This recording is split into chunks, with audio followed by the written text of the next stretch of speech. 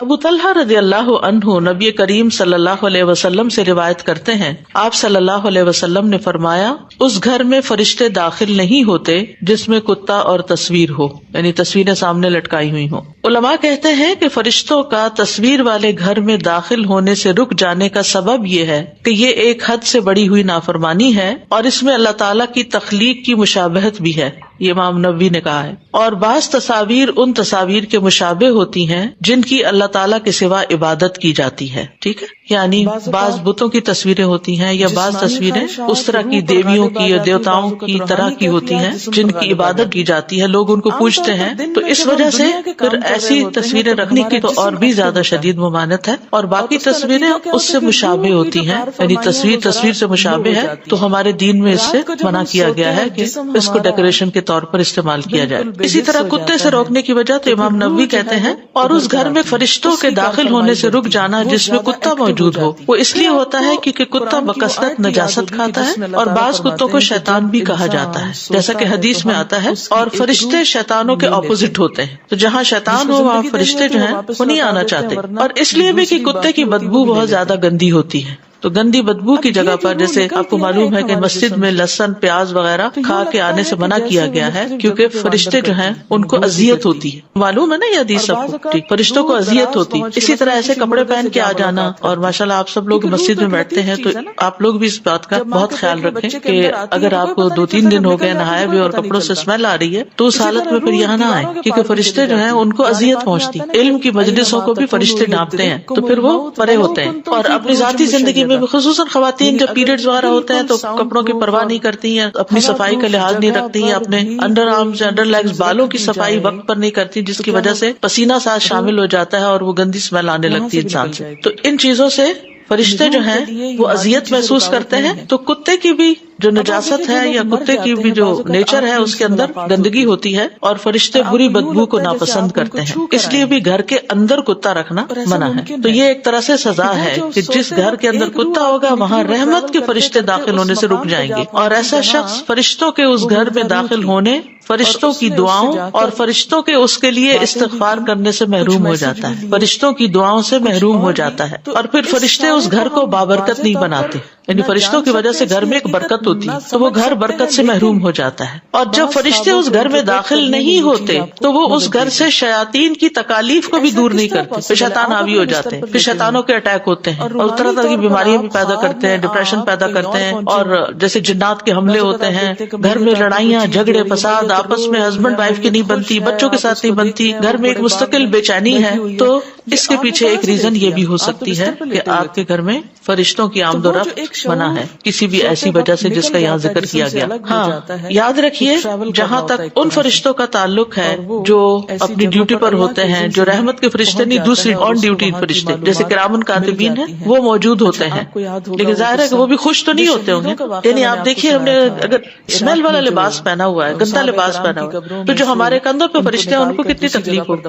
کسی گندے بندے کے پاس کوئی دوسرا بیٹھ جائے تو کلاس میں یا ویسے یا جس کے منہ سے اسمیل آ رہی ہو تو کتنی اذیت ہوتی ہے، انسان کی کنسنٹریشن ہی ختم ہو کے رہ جاتی۔ تو اس سے پھر کندھوں والے فرشتوں کو بھی کندھے پہ بیٹھتے ہیں، جہاں بھی اللہ جانتا ہے، تو بچپن سے چونکہ ایک بات کہی گئی تو وہ ذہن میں ایسی بیٹھی ہوئی ہے کہ ابھی تک کرامن کاتبین اور کندھے ساتھ ساتھ آتے ہیں۔ تو دائیں اور بائیں کی بات ہے بیسیکلی، یعنی دونوں طرف ہوتے ہیں۔ دوسرا یہ ہے کہ جیسے روح نکالنے والے فرشتے ہیں، وہ بھی اگر کسی کی جان نکالنی ہو تو اینما تکونوا یدرککم الموت، وہ فرشتے اس لیے نہیں رک جائیں گے کہ ان کے گھر میں تصویر ہے یا کتا ہے، لیکن یاد رکھیے کہ اس وقت بھی پھر رحمت کے فرشتے اندر نہیں آئیں گے جان لینے کے لیے۔ تو اس لیے اگر آپ کسی ہاسپٹل میں بھی ہوں، بعض اوقات کھانے پینے کی چیزوں یا اس کے اوپر بھی تصویریں بنی ہوئی ہوتی ہیں، میگزینز بڑے ہوتے ہیں، ایسی سب چیزوں کو یا ڈھانپ دینا چاہیے، ریموو کر دینا چاہیے وہاں سے۔ تو بہرحال اس حدیث سے پتہ چلتا ہے کہ گھروں میں تصاویر اور کتا رکھنے کی ممانعت ہے، اور اس کی دلیل ایک اور حدیث سے بھی پتہ چلتی ہے جس میں جبریل علیہ السلام ایک مرتبہ حضور صلی اللہ علیہ وسلم کے پاس آنے والے تھے لیکن وہ نہیں آئے۔ سنن نبی داؤد کی روایت ہے، ابو ہریرہ کہتے ہیں کہ رسول اللہ صلی اللہ علیہ وسلم نے فرمایا، جبرائیل علیہ السلام میرے پاس آئے اور مجھے کہا، میں گزشتہ رات آپ کے ہاں آیا تھا، مگر اندر آنے سے میرے لیے یہ امر مانے تھا کہ آپ کے گھر کے دروازے پر تصویریں تھیں اور گھر میں تصویروں والا پردہ تھا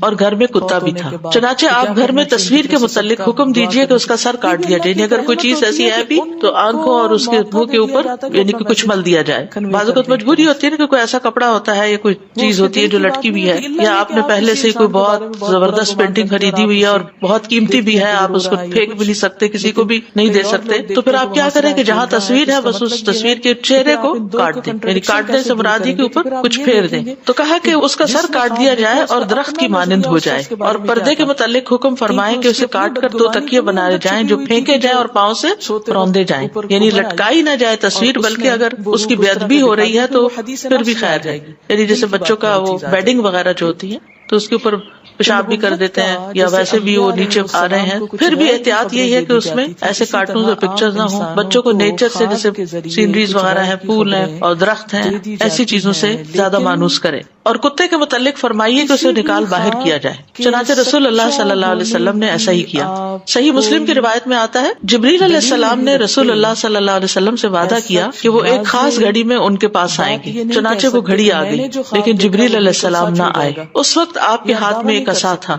آپ نے اسے اپنے ہاتھ سے نیچے پھینکا اور فرمایا, نہ اللہ اپنے وعدے کی خلاف ورزی کرتا ہے نہ اس کے رسول یعنی فرشتے خلاف ورزی کرتے ہیں. پھر آپ نے دھیان دیا تو آپ کی چارپائی کے نیچے کتے کا ایک پلہ تھا. تو آپ نے فرمایا, اے عائشہ یہ کتا یہاں کب گھسا؟ تو انہوں نے کہا, اللہ کی قسم مجھے بالکل پتہ نہیں چلا. چنانچہ آپ نے حکم دیا تو اس پلے کو نکال دیا گیا. پھر جبریل علیہ السلام تشریف لے آئے تو رسول اللہ صلی اللہ علیہ وسلم نے فرمایا, آپ نے میرے ساتھ وعدہ کیا تھا, میں آپ کی خاطر بیٹھا رہا لیکن آپ نہیں آئے. تو انہوں نے کہا, آپ کے گھر میں جو کتا تھا مجھے اس نے روک لیا. بے شک ہم ایسے گھر میں داخل نہیں ہوتے جس میں کتا ہو, نہ اس گھر میں داخل ہوتے ہیں جہاں تصویر ہو. اور جہاں تک کتا رکھنے کا تعلق ہے تو صرف یہ نہیں کہ فرشتے نہیں آتے بلکہ اور نقصان بھی ہے. کتا رکھنے سے نیکیوں کے 2 قرات کم ہو جاتے ہیں. حدیث میں آتا ہے, صحیح مسلم کی روایت ہے, جس گھر والوں نے جانوروں کی حفاظت یا شکاری کتے کے علاوہ, یہ 2 الاؤڈ ہے, گھر کی حفاظت جیسے باہر گیٹ کے پاس ہے, آؤٹ سائڈ ہے, اور شکاری کتا جس سے شکار کیا جاتا ہے. تو قرآن میں اس کے بارے میں آتا ہے کہ اس کا پکڑا ہوا شکار بھی حلال ہے, یعنی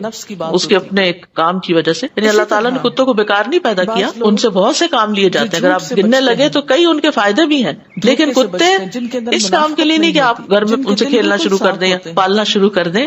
وہ جن کاموں کے لیے اللہ نے بنایا ہے وہی کام ان سے لیے جائیں. فرمایا, جس گھر والوں نے جانوروں کی حفاظت یا شکاری کتے کے علاوہ کتا رکھا تو ان کے عمل سے ہر دن 2 قرات کم ہوتا ہے, 2 پہاڑوں کے برابر نیکیاں مائنس ہو جاتی ہیں. تو شکار یا کھیتی باڑی کی حفاظت یا گھر کی حفاظت کے لیے باہر کی طرف کتا رکھنے کی اجازت ہے, اسے گھر سے باہر باندھا جائے. اور اسی طرح یعنی کالا کتا جو ہے وہ خاص طور پر شیطان ہوتا ہے تو اس کو اوائڈ کیا جائے. پردے پہ تصویر نہ ہو, پردے سے گدے سی لیے جائیں کیونکہ گدا نیچے بچھانے کے کام آتا ہے اور پھر اس کے اوپر کپڑا مزید بھی بچھ جاتا ہے تو وہ کور ہو جاتا ہے. تو جو چیز کور ہو جائے, اخبار, رسالے, کتابیں, کئی چیزیں ہیں. لیکن مجھے یہ سمجھ نہیں آتی کہ ہم فون کے ڈسپلے پر کیوں تصویر لگاتے ہیں بچوں کی یا کسی کی.